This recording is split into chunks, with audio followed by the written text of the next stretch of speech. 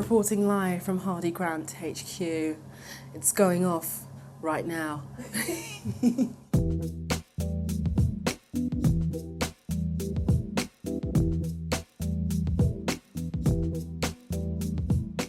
I'm Chidera, popularly known online as the Slumflower. I'm the creator of #SaggyBoobsMatter, and I'm the author of What a Time to Be Alone.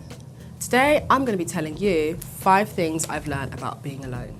Now, more than ever, is the best time to be alone because there's just this hyper-accessibility thing going on where we all feel really entitled to each other. So if someone doesn't reply to you on WhatsApp, you're going to DM them on Twitter and be like, hey, I sent you a text. If they don't respond to your Twitter DM, you go to Instagram and you're like, hey, I sent you a Twitter DM about the text I sent you. You haven't replied yet. So really what's happening is that we all just feel like we are able to just reach each other at an instant. There's this high demand for each other's attention and company, and that's just not okay. I think as much as all these platforms give us an insight and a scope into how other people are, it means at the same time that we actually need to remember that people are human beings and that nobody owes you any iota of their self. And so I try to be really mindful of that, and I tend to just unannounced just not respond to things, or just come offline for a while, or even just not reply to my friends. Like, none of you are entitled to anything from me, okay? As much as I love you, you're not entitled to anything. If I want to go and sleep and take a power nap because I'm avoiding my responsibilities, let me do that. And so this book is important because it just encourages people to understand that being alone is just as important as having cool company, but also it's just about spreading the message that the more we have access to each other, the more damaging this is going to be. So we've got to also remember to value our own company. The first thing I've learned about being alone is being alone does not necessarily mean that you're unwanted. Because the world has taught us that we have to seek companionship and that the epitome of our lives is to get married, it means that we go around spending all this time wondering why no one has run into the road to come and propose to us and tell us how amazing their lives would be if we would just be in it. But the problem with that is that we aren't actually educated about the importance of our own company. Instead, we're told that being alone means that you're rejected and that no one wants to be around you and that there's something wrong with you. And when you internalize all these beliefs, what happens is that you move around the world with that mindset. So when you are rejected, you take it as a personal fault. You take it as feeling like you are the issue, when actually the world is rigged and everything has been built around us being told that we should seek other people instead of seeking ourselves. But you can't seek yourself if you aren't spending time with yourself. So what happens is that we spend our whole lives being distracted and looking for the answers in other people, when really the answers that we seek are in ourselves. And as much as that sounds very cosmic and twinkly, the answers we're looking for are: who am I? What do I stand for?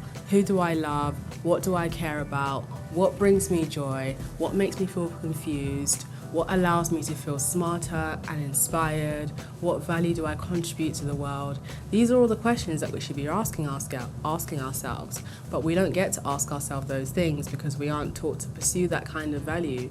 The second thing I've learned about being alone is you learn the most about yourself when you are alone.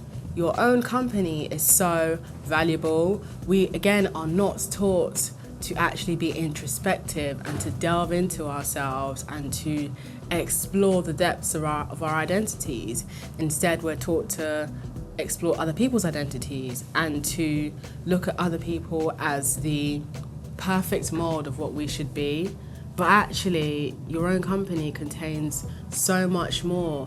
Like, just being able to giggle and watch TV on your own and do things without feeling like you're being judged, or actually being able to learn in your own time, or allowing yourself to take in all your favorite interests. Like, we all have those things that we're really weirdly interested in, but we feel like we have to hide those things, or we feel like if we talk about it too much, then people are going to get bored of it. But then if you think about it, you're never bored of yourself, are you? Are you truly bored of yourself?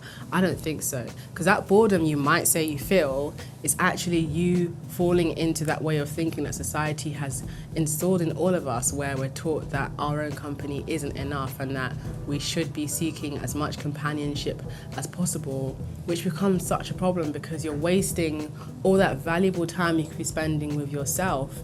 And time spent with yourself is just so key and so necessary. And the older I get, I feel like the more I want to be alone, the more I want to figure out who I am and why I am the way I am. And you can't really figure that out if you're too busy trying to prove yourself to other people. So the third thing I've learned about being alone is the better your relationship is with yourself, the healthier it will be with other people.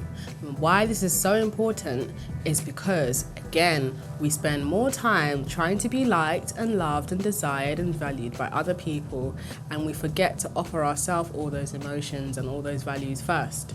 So if you want to be someone that is a wonderful partner in any kind of relationship, or if you just generally want to be a nicer, more rounded human being, that has to come from you building a much stronger relationship with your emotional spectrum. So by doing that, it means, are you actually allowing yourself to feel sadness? Are you allowing yourself to ask, why do I feel so overjoyed by this thing? Do you address when you feel jealous of someone? Because jealousy is an emotion that we tend to run away from because it makes us feel like we're a bad person. But jealousy is so necessary because the reason why jealousy exists is essentially you see something in someone else that you secretly or subconsciously aspire to attain or have, but because you don't have it, you tend to hold a bit of resentment towards that person, and that resentment allows you to justify your negative judgment of that person. But if you look at the jealousy as a way of being like, this person has something that I want to have. I really want it, but I don't know how to get it. I'm going to look at that person and maybe instead of feeling anger towards them, I'm going to feel inspired enough to go and create that result in my own life in my own way. And that's how you turn jealousy into something productive. So jealousy can be a productive emotion.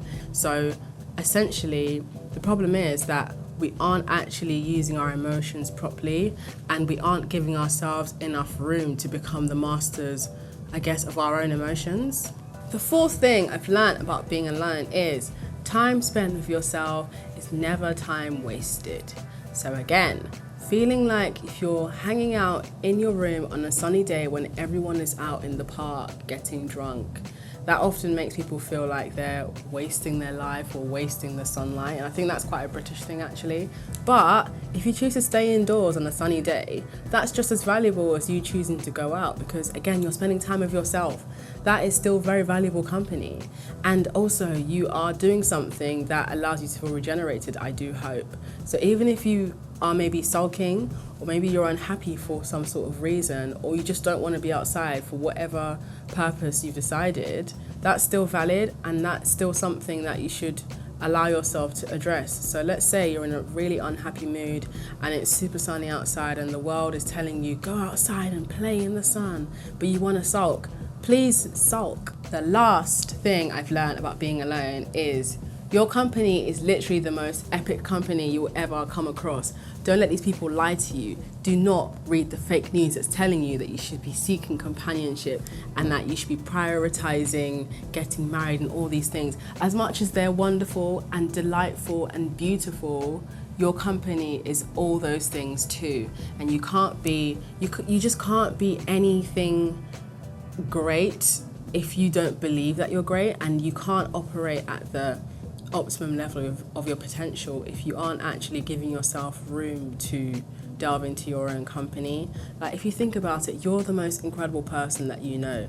You know everything about yourself, whether you're aware of it or not. Like, you have all the information that you need about yourself. Like, there are people that you're going to meet and they will just never understand certain things about you, but you understand those things even if other people don't. Like, imagine being able to know someone that literally gets you without you having to explain it, and that person is you, but because we think that it's supposed to be someone else, we completely disregard an entire person that we are, that gets us and makes room for us and continues to believe in us. Like, even if you don't believe in yourself, your body still believes in you. Like, your body still wakes you up every single day because it believes you deserve to be here. All those millions and trillions of cells in your body that are constantly working hard every single day to keep you alive are doing it because they literally believe in you. Like, if you look at it that way, you've got a whole marching band of trillions of cells cheering you on to just go for it, and your heart is beating just for you to keep you alive. And if that isn't amazing, I don't know what is. Thank you so much for listening to the 5 things I've learned about being alone. And my book, What a Time to Be Alone, is available out now. So go cop it and figure out why and how you should be alone.